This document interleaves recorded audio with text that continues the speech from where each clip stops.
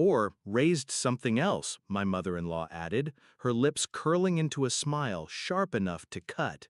The table chuckled. Forks paused mid-air, wine glasses swayed. My husband didn't look at me. I just smiled, the kind that doesn't touch the eyes. Then the CEO's wife, seated 2 chairs down, set her fork down gently. Her voice was calm, cold. Interesting. Given what just landed on my desk about your nephew, shall we discuss it now? The laughter died.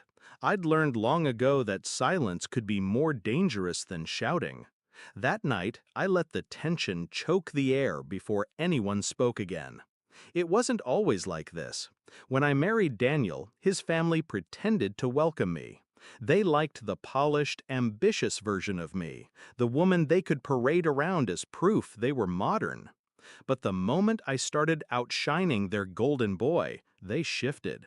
The digs began small, jokes, hints that my career was built on luck and flirting with the right people. At first, I brushed them off, until I found out the truth. It started with an email, not to me, but accidentally CC'd. Daniel had been applying for jobs behind my back, using my work contacts.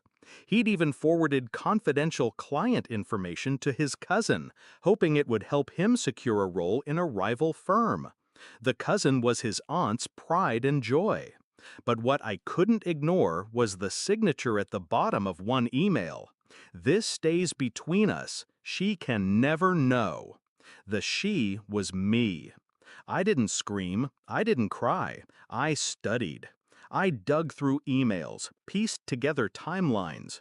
Every login, every forwarded file, every dinner where they'd smiled in my face while using me. The more I uncovered, the colder I became. The day I decided to act, I poured myself a glass of wine and wrote a list. Not of what they'd done, of what I'd do. Step 1, secure my promotion. Not for the money, but for the leverage. The higher my position, the more their whispers would sound like jealousy.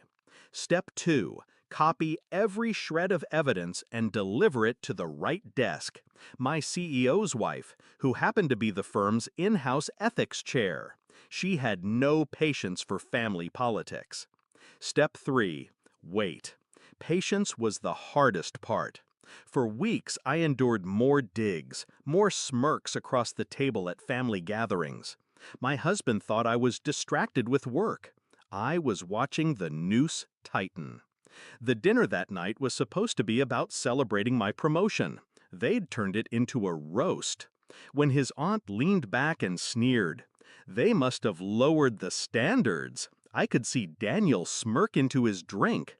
When his mother added her line, I caught the flicker of triumph in her eyes. But then the CEO's wife spoke. "Interesting. Given what just landed on my desk about your nephew, shall we discuss it now?" Every head turned. Her tone was polite, but her eyes were knives. The aunt's face drained of color. Daniel shifted in his seat. What do you mean?" she stammered. "I mean," she said, sipping her wine, "that your nephew has been caught attempting to solicit confidential company data from his wife's files, data he then shared with a competitor." Gasps rippled around the table. I stayed still, calm. "That's not," Daniel started, but she raised a hand. "We have the emails, we have the timestamps, and we know exactly who helped him." Her gaze didn't leave his aunt's face. The room was silent, except for the faint clink of her glass on the table. I finally spoke. "I tried to protect him," I said quietly, my voice steady.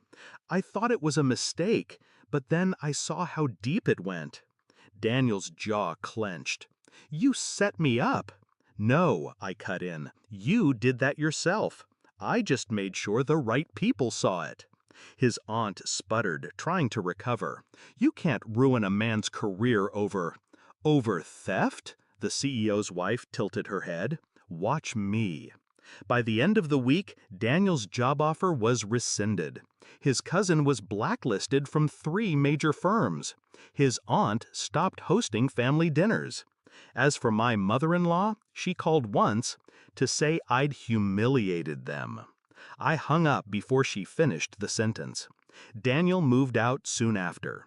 No fight, no tears, just a silence that suited us both.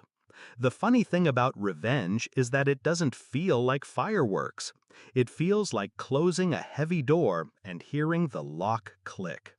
They thought they could chip away at me until I crumbled. Instead, I let them build the case that buried them.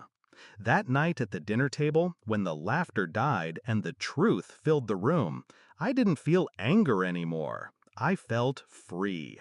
And freedom, I've learned, is the sweetest form of revenge.